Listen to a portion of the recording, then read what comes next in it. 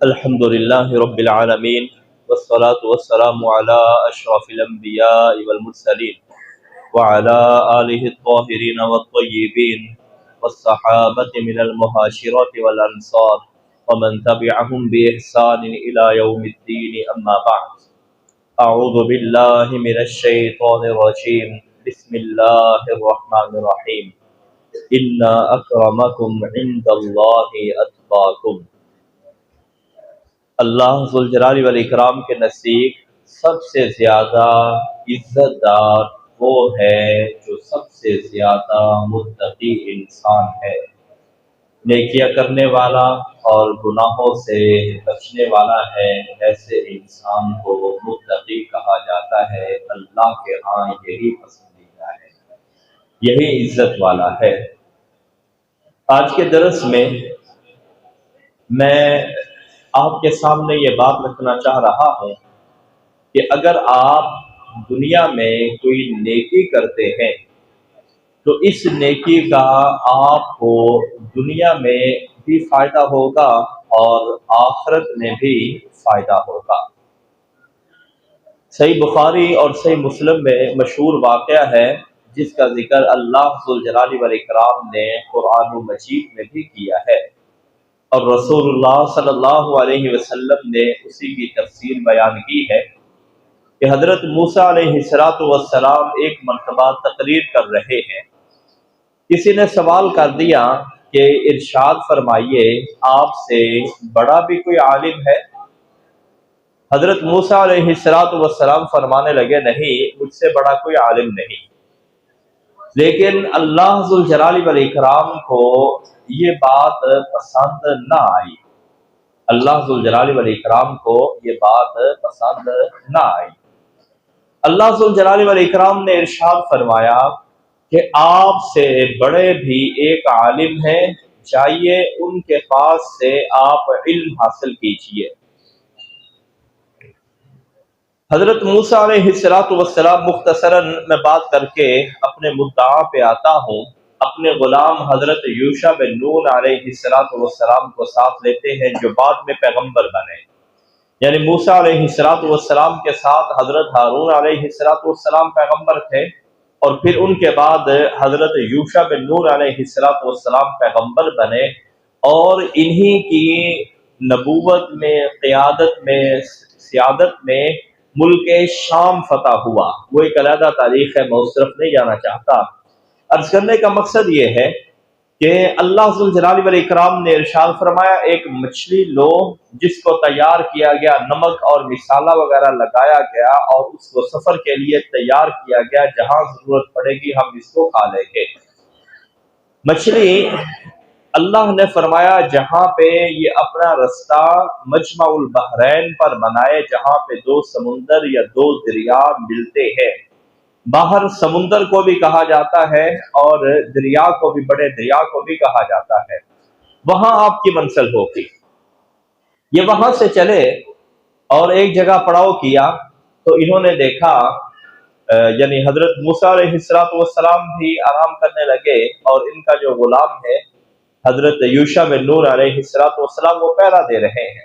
انہوں نے دیکھا کہ عجب معاملہ ہوا کہ ٹوکری سے مچھلی ہلی اور ہلنے کے ساتھ وہ کودی، اس نے پانی کے اندر چھلانگ لگائی، اور جب اس نے پانی کے اندر چھلانگ لگائی تو پانی نے اس کے لیے رستہ چھوڑ دیا اور ایک سرنگ بن گئی، ایک سرنگ بن گئی۔ حضرت موسیٰ علیہ السلام کے لیے اللہ ذوالجلال والاکرام نے پانی کے 3 بڑے مشاہدے کروائے۔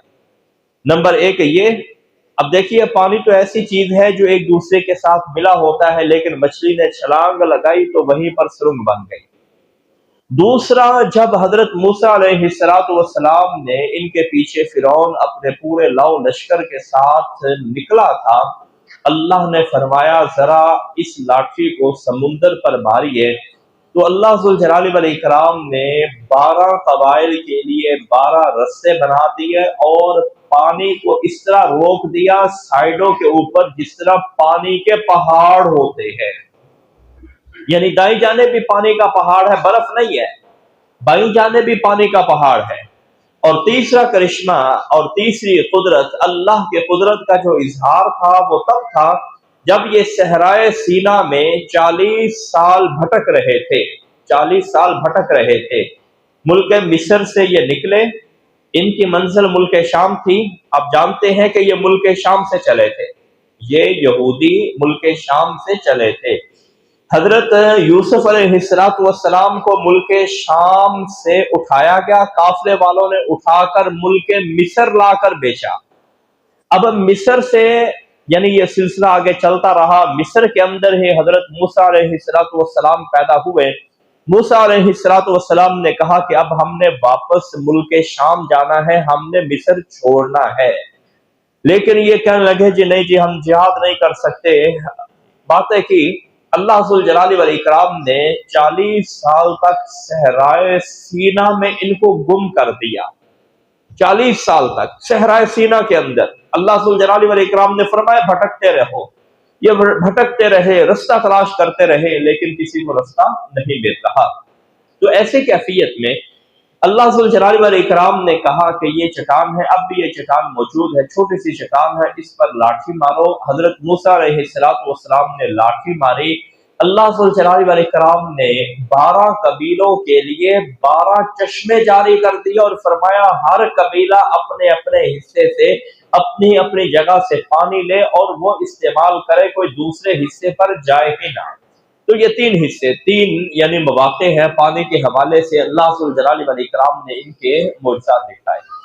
موسیٰ علیہ السلام حضرت خضر علیہ السلام سے ملاقات کرتے ہیں۔ یہ خضر کا تلفظ خضر ہے، خا کے اوپر زبر ہے اور ضاد کے نیچے زیر ہے۔ صحیح بخاری ہی کی روایت ہے، ایک جگہ یہ خشک اور سفید گھاس پر یہ بیٹھے، تو جب یہ کھڑے ہوئے حضرت خضر علیہ السلام تو وہاں سے سبزہ لہلہانے لگا، اس کے بعد سے ان کا نام خضر پڑ گیا۔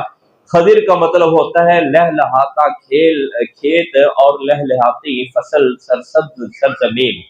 تو حضرت خضر علیہ السلام سے ملاقات ہوئی۔ قصہ مختصر کیے دیتا ہوا کہ میں نے بہت سے آپ سے باتیں کرنی ہیں۔ حضرت خضر علیہ السلام نے سفر میں چلتے ہوئے حضرت موسیٰ علیہ السلام کو جب اپنی شاگردی میں لیا تو ایک بچے کو انہوں نے قتل کر ڈالا۔ موسیٰ علیہ السلام بڑے ناراض ہوئے کہ آپ نے یہ کام کیا کیا، پہلے بھی آپ نے کشتی کا پھٹا توڑ دیا، یہ کون سا کوئی کام ہے؟ پھر آپ نے وہ بستی والوں سے جا کر یعنی کھانا مانگا، ہم نے بھی کھانا مانگا، انہوں نے کہا جی کوئی کھانا نہیں ہے، تو آپ نے یہ بچہ قتل کر ڈالا، عجب کام کر رہے ہیں۔ تو حضرت خضر علیہ السلام نے بستی میں ایک کام کیا، اور کام کیا تھا کہ ایک ٹیڑھی دیوار تھی، حضرت خضر علیہ السلام نے اس دیوار کو سیدھا کیا۔ حضرت موسیٰ علیہ السلام کو کہا چلیے میرے ساتھ کام کیجیے۔ اب استاد شاگرد کام کر رہے ہیں، محنت مزدوری کر رہے ہیں، ایک مستری بنا ہوا ہے، دوسرا مزدور بنا ہوا ہے، دیوار انہوں نے سیدھی کر دی۔ موسیٰ علیہ السلام ناراض ہونے لگے کہ اے خضر، انہوں نے ہماری میزبانی نہیں کی۔ یہ اس زمانے کی بات ہے جب ہوٹل نہیں ہوتے تھے، ریسٹورنٹ نہیں ہوتے تھے، یہ سرائے اور مسافر خانے نہیں ہوا کرتے تھے، بلکہ لوگ جس کے پاس جاتے وہ اس کو بستر بھی دے دیتا اور اس کو کھانا بھی کھلایا کرتا، اس کی ضیافت بھی کرتا۔ یہ اس زمانے کی بات ہے، اب تقریباً 30-40 سال پہلے بھی چلے جائیں تو لوگوں کے اندر یہ اقدار موجود تھی۔ اب یہ مادی دور نے بالکل ہی ختم کر ڈالی۔ حضرت خضر علیہ السلام کہنے لگے بات یہ ہے،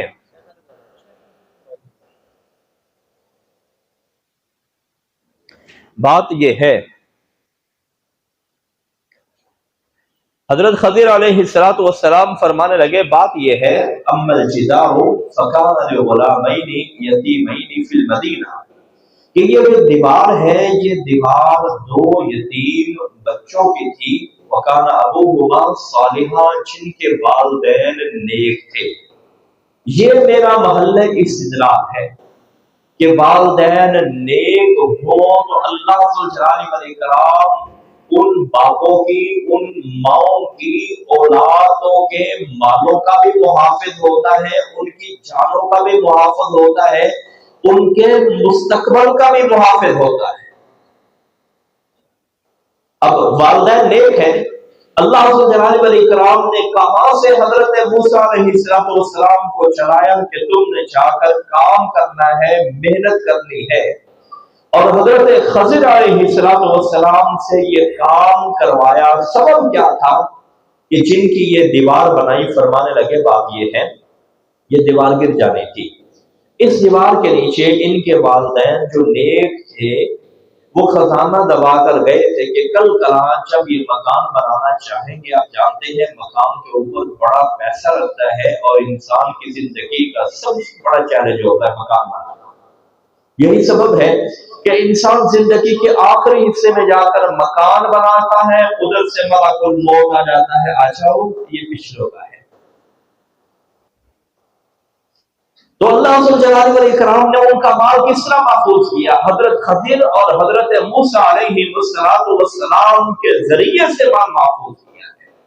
تو یہ نیکی کی برکت ہے۔ اگر آج ہم نیک بنتے ہیں، اللہ جلال والاکرام ہمارا بھی محافظ ہوگا، ہماری اولادوں کا بھی محافظ ہوگا، ہماری اولادوں کا اور آگے نسلوں کا بھی محافظ اللہ جلال والاکرام بن جائے گا۔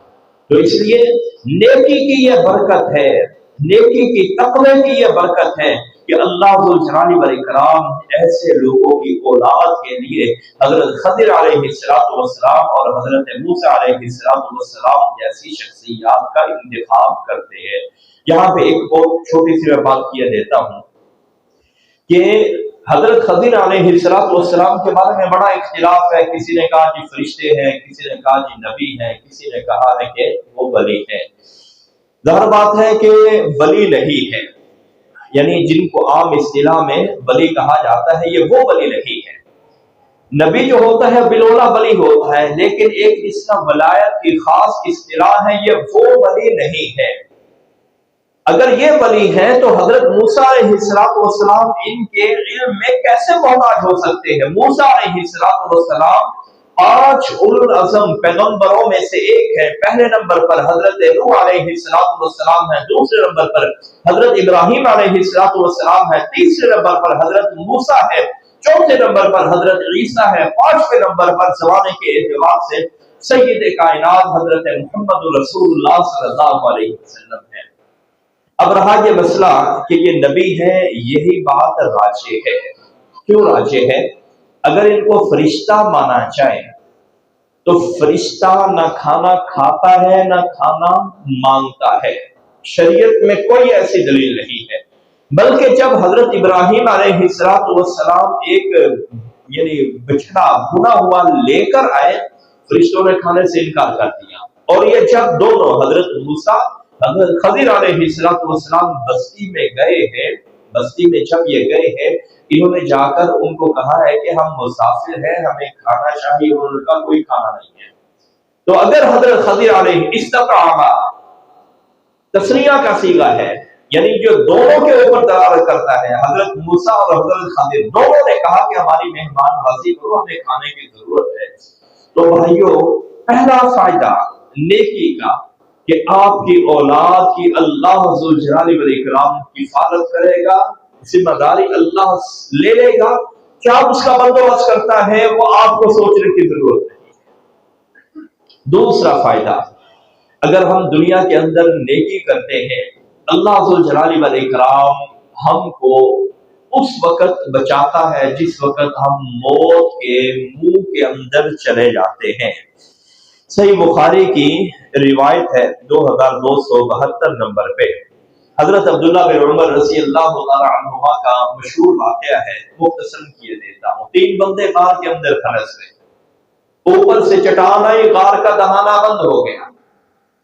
کیا کہتے ہیں؟ کہنے لگے یارو بات یہ ہے، آج کام ظاہری اسباب پہ نہیں چلے گا، باطنی اسباب بھی اختیار کرنے پڑیں گے۔ انه لا ينجيكم من هذه الصخرة الا ان تدعوا الله بصالح اعمالكم۔ آج جو تم نے زندگی میں نیکیاں کی ہے نا، جو تم نے تقوی اختیار کیا ہے، آج اس کو سامنے لے کر آؤ۔ ایک بندے نے اپنی بات کی، یا اللہ میں اپنے والدین کا بڑا خدمت گزار تھا۔ دوسرے نے کہا یا اللہ میرے چچا کی ایک بیٹی تھی، دنیا میں مجھے سب سے زیادہ محبوب تھی، تیرے ڈر سے میں نے گناہ کو چھوڑا۔ تیسرا بندہ کیا کہتا ہے؟ یا اللہ میں نے ایک مزدور رکھا، کسی بات پہ اس کا مجھ سے تنازع ہو گیا، اپنی مزدوری کو چھوڑ کر وہ چلا گیا۔ میں نے کیا کیا، اس کی مزدوری سے میں نے کاروبار شروع کر دیا۔ ایک دن کی دہاڑی سے یعنی 1100 روپے لگا رہے 1000 روپے، میں نے کاروبار شروع کیا۔ یا اللہ، اس کاروبار سے اونٹوں کا ایک باڑا بن گیا، بیلوں کا ایک باڑا بن گیا، بکریوں کا ایک باڑا بن گیا، اور وہ اتنا بابرکت مال تھا، خون پسینے کی کمائی تھی کہ میں نے اس سے غلام بھی خریدے۔ میں نے اس پیسے کو کاروبار کے اندر لگایا۔ کہاں یہ لوگ ملتے ہیں؟ کچھ دنوں کے بعد یا کچھ زمانے کے بعد یہ بندہ آیا، کہنے لگا جی چودھری صاحب فلاں وقت میں نے آپ کے پاس مزدوری کی تھی، آپ نے مجھے مزدوری نہیں دی تھی، میں مزدوری لینے کے لیے آیا۔ تو میں نے کہا بھائی ہاں ٹھیک ہے، مجھے آپ کی بات یاد ہے، یہ جو آپ اونٹوں کا باڑا دیکھ رہے ہیں نا، یہ آپ کا ہے۔ مزدور ہے، حیران ہو گیا میرا کیسے ہے؟ کہنے لگا صرف اسی پر بس نہیں، یہ جو بکریوں کا باڑا ہے یہ بھی آپ کا ہے۔ وہ ششتر رہ گا، یہ کیسے ممکن ہو گیا؟ کہنے لگا اسی پر بس نہیں، یہ جو بیل ہے، یہ گائے ہے، یہ باڑا بھی آپ کا ہے۔ کہنے لگا اچھا وہ آپ کا ہے۔ کہنے لگا اسی پر بس نہیں، یہ جو غلام وغیرہ ہے نا، یہ بھی آپ کے ہے۔ کہنے لگے آپ مجھ سے مذاق کرتے ہیں، غریب آدمی چھٹا کرتے ہیں۔ کہتے لگے نہیں، یہ بات نہیں ہے، اصل بات یہ ہے کہ میں نے اب آپ کے پیسے سے کاروبار کیا، اور یہ تمہارے کاروبار کا ہی سارا نتیجہ ہے، تمہارے کاروبار کا یہ سارا نتیجہ ہے۔ اب یہ تیسرا بندہ دعا کر رہا ہے اور اللہ ذوالجلال والاکرام سے کیا التجا کر رہا ہے، اللہ فَأَخَذَهُ كُلَّهُ فَاسْتَاقَهُ فَلَمْ يَتْرُكْ مِنْهُ شَيْئًا۔ مزدور آدمی تھا، اس نے یہ نہیں کہا چلو میں ایک بکری لے لوں، میری ایک دن کی دہاڑی سے ایک بکری بھی نہیں آتی، آج کل 30-40 ہزار سے کم کا بکرا تو نہیں آتا، ظاہر بات ہے اس زمانے میں بھی یہی ریشو تھی۔ اس نے یہ نہیں کیا، اس نے تمام اونٹوں کو ہانکا، تمام بیلوں کو ہانکا، تمام بکریوں کا ہانکا، اور جتنے ایک دو غلام تھے، جتنے بھی تھے، ان تمام کو لیا اور اپنے گھر چلا گیا۔ اللہ اس بندے نے میرے لیے کچھ بھی نہیں چھوڑا۔ اگر تجھے میرا یہ عمل پسند ہے تو میں موت کے منہ میں پھنس چکا ہوں، دنیا کے جتنے بھی ظاہری اسباب ہیں سارے ختم ہو چکے ہیں، اگر آج تو نے دستگیری نہ فرمائی، ہماری ہڈیوں کو بھی یہ کیڑے مکوڑے کھا جائیں، کوئی نہیں بچانے کے لیے ہمیں آئے گا۔ اللہ ذوالجلال والاکرام نے ان کو موت کے منہ سے اس وقت نجات دی جب کوئی ظاہری سہارا نہیں تھا۔ کیا نتیجہ نکلا؟ نتیجہ یہ نکلا کہ جو انسان دنیا کے اندر نیکی کرتا ہے، تقوی اختیار کرتا ہے، کسی کے ساتھ خیر خواہی کرتا ہے، جب ڈاکٹر حضرات کہہ رہے ہو جی دعا کریں جی آپ کا مریض بڑی سیریس حالت کے اندر ہے، بس آخری سانس ہے، آخری دھڑکنیں ہیں، جو مانگتا ہے اس کو دے دو، کوئی اس میں پابندی نہیں ہے، کوئی پرہیز نہیں ہے، کوئی اس کے لیے احتیاط نہیں ہے، کوئی گریز نہیں ہے، اس وقت اگر کوئی چیز کام آنے والی ہے بھائیو، آپ کی صحت کی کیفیت کے اندر جو آپ نے ایسی نیکیاں جو ابتغاء وجہ اللہ کی ہے، اللہ کو صرف راضی کرنے کے لیے ہے، وہ نیکیاں کام آتی۔ تیسری چیز، آپ اگر دنیا کے اندر نیکیاں کرتے ہیں، مثال کے طور پر نمازیں پڑھتے ہیں، روزہ رکھتے ہیں، یا حج کرتے ہیں، عمرہ کرتے ہیں، جہاد کرتے ہیں، اللہ کے راستے میں خرچ کرتے ہیں، نیکی کا حکم دیتے ہیں، بھلائی کا حکم دیتے ہیں، برائی سے یعنی کوئی بھی کام جو نیکی کا، تقوی کا، پرہیزگاری کا، اللہ کی رضا کا، اللہ کے رسول صلی اللہ علیہ وسلم کی اتباع کا کام ہے، آپ اس کا حکم دیتے ہیں، اس کا فائدہ کیا ہے؟ کیا فائدہ ہے؟ اس کا یہی فائدہ ہے کہ جب انسان موت کے منہ کے اندر ہوتا ہے، اللہ ذوالجلال والاکرام وہاں سے بچا لیتا ہے۔ سیدنا یونس علیہ السلام کے بارے میں اللہ ذوالجلال والاکرام نے ارشاد فرمایا کہ فلولا انه كان من المسبحين للبث في بطنه الى يوم يبعثون۔ اگر ہمارے پیغمبر عام حالات کے اندر ہمیں یاد نہ کرتے ہوتے تو ان کی قبر یہ مچھلی کا پیٹ ہی بننی تھی، قیامت کی صبح تک انہوں نے مچھلی کے پیٹ میں رہنا تھا۔ ہم نے ان کو وہاں سے نکالا، اور صرف نکالا ہی نہیں ہے بلکہ ان کو زندہ بھی رکھا ہے۔ سبب کیا ہے؟ عام حالات کے اندر یہ ہماری تسبیح بیان کرتے تھے، اس لیے ہم نے ان کو زندہ رکھا ہے، صحیح سالم رکھا ہے۔ یہ اللہ ذوالجلال والاکرام کی قدرت کا شاہکار ہے کہ عام حالات کے اندر اگر انسان اللہ کا بندہ بن کے رہتا ہے، اللہ اسے ضائع نہیں کرتا۔ فرعون جب مرنے لگا، جبریل امین علیہ السلام نے اس کے منہ میں کارا ٹھونس دیا۔ اب کہنے لگا میں ایمان لاتا ہوں جی موسیٰ اور ہارون کے رب کے اوپر۔ اللہ نے وہاں پہ کیا ارشاد کیا؟ آل ہوں یاد ہے وَقَدْ عَصَيْتَ مِنْ قَبْلُ، اس سے پہلے تو نافرمان تھا۔ یونس علیہ السلام کے بارے میں کہا ہے کہ حضرت یونس علیہ السلام اللہ کی تسبیح کرنے والے تھے، اس لیے ہم نے بچایا ہے۔ فرعون کے بارے میں کہا اس سے پہلے تو نافرمان تھا، اللہ کی حدود کو پامال کرنے والا تھا، اپنے آپ کو سب سے بڑا رب کہنے والا تھا، آج ہم تمہیں کیسے چھوڑ دیں؟ تو اس لیے بھائیوں، انسان اگر زندگی میں نیکی کرتا ہے، اس نیکی کا انسان کو دنیا کے اندر فائدہ ہوتا ہے، بالکل اسی طرح جس میں نے پہلے عرض کیا ہے کہ اللہ ذوالجلال والاکرام اس کی اولاد کی حفاظت کرتے ہیں، اولاد کے مال کی حفاظت کرتے ہیں، جس طرح حضرت خضر اور حضرت موسیٰ علیہ السلام کے واقعے میں یہ ذکر موجود ہے۔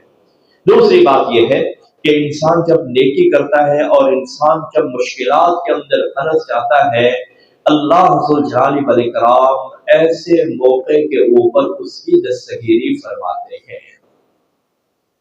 تیسری چیز، جب انسان نیکی کرتا ہے پھر ملتا کیا ہے؟ آپ جیسے نیک لوگوں کی دعائیں ملتی ہیں۔ آپ پوچھیں گے یہ کیسے؟ میں بتاتا ہوں کہ یہ ایسے، ابھی آپ نے نماز پڑھی ہے، ہر تشہد میں ہم کیا کہتے ہیں؟ السلام علینا وعلی عباد اللہ الصالحین، یا اللہ ہمارے اوپر سلامتی بھیج، یا اللہ جو تیرے نیک بندے ہیں ان کے اوپر سلامتی بھیج۔ پوری امت مسلمہ ایک دوسرے کے اوپر سلامتی بھیج رہی ہے، پوری امت مسلمہ۔ اور جب دعا کی جاتی ہے ربنا اغفر لنا ولاخواننا الذین سبقونا بالایمان، یا اللہ ہمیں بھی معاف کر دے اور ہم سے پہلے جو ہمارے بھائی فوت ہو کر تیرے پاس پہنچ چکے، یا اللہ انہیں بھی معاف کر دے۔ یہ اسی نیکی کی برکت ہے، انہی چٹائیوں پر بیٹھنے کی برکت ہے، یہ درس سننے کی برکت ہے، اللہ کے گھر میں حاضر ہونے کی برکت ہے، دین سیکھنے سکھانے کی برکت ہے کہ آپ اسی سلسلہ ذہب کے اندر شامل ہو جاتے ہیں، اسی کڑے کے اندر آپ بھی شامل ہو جاتے ہیں جن پہ اللہ کی رحمتوں کی برکات ہوتی ہے۔ چوتھا اور آخری فائدہ، اور کئی فائدے ہیں، اللہ ذوالجلال والاکرام فرماتے ہیں 4-5 پیغمبروں کے بارے میں، حضرت نوح علیہ السلام کے بارے میں، حضرت موسیٰ اور حضرت ہارون علیہ السلام کے بارے میں، حضرت ابراہیم علیہ السلام کے بارے میں، حضرت الیاسین یا الیاس علیہ السلام کے بارے میں۔ اللہ کیا فرماتے ہیں؟ وَتَرَكْنَا عَلَيْهِ فِي الْآخِرِينَ، ہم نے ان کو اتنا عظیم بنا دیا کہ منبر و محراب کے اوپر ان بزرگ شخصیات کا تذکرہ ہوتا رہے گا۔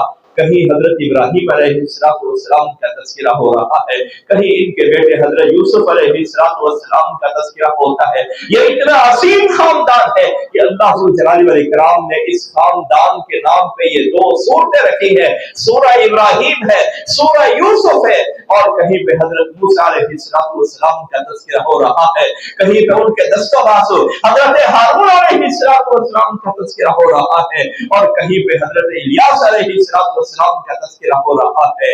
آپ یہ سنتے ہیں نا جی، امام بخاری نے یہ فرمایا، امام مسلم نے یہ فرمایا، امام ترمذی نے یہ فرمایا، امام ابو داؤد نے یہ فرمایا، امام نسائی نے یہ فرمایا، امام ابن ماجہ نے سنن میں یہ حدیث نقل کی، امام احمد نے یہ فرمایا، امام شافعی کا یہ قول ہے، امام ابو حنیفہ کا یہ قول ہے، امام سفیان ثوری کا یہ قول ہے، محدث مدینہ امام مالک کا یہ قول ہے۔ صحابہ کرام نے آپ پیچھے مڑیے، حضرت ابو بکر صدیق کی روایت آ رہی ہے، اما عائشہ کی روایت آ رہی رہی ہے, عبداللہ بن عمر کی روایت آ رہی ہے, ابو ذر غفاری کی روایت آ رہی ہے, دیگر صحابہ اکرام کی روایات آ رہی ہے. یہ سب کیا ہے؟ اللہ فرماتے ہیں وَتَرَكْنَا عَلَيْهِ فِي الْآخِرِينَ, بعد والے لوگوں میں ہم نے ان کا بہترین تذکرہ چھوڑ دیا. اے اللہ, بڑا ہی بابرکت موقع ہے, ہمیں بھی ان خوش نصیب لوگوں میں شامل فرما.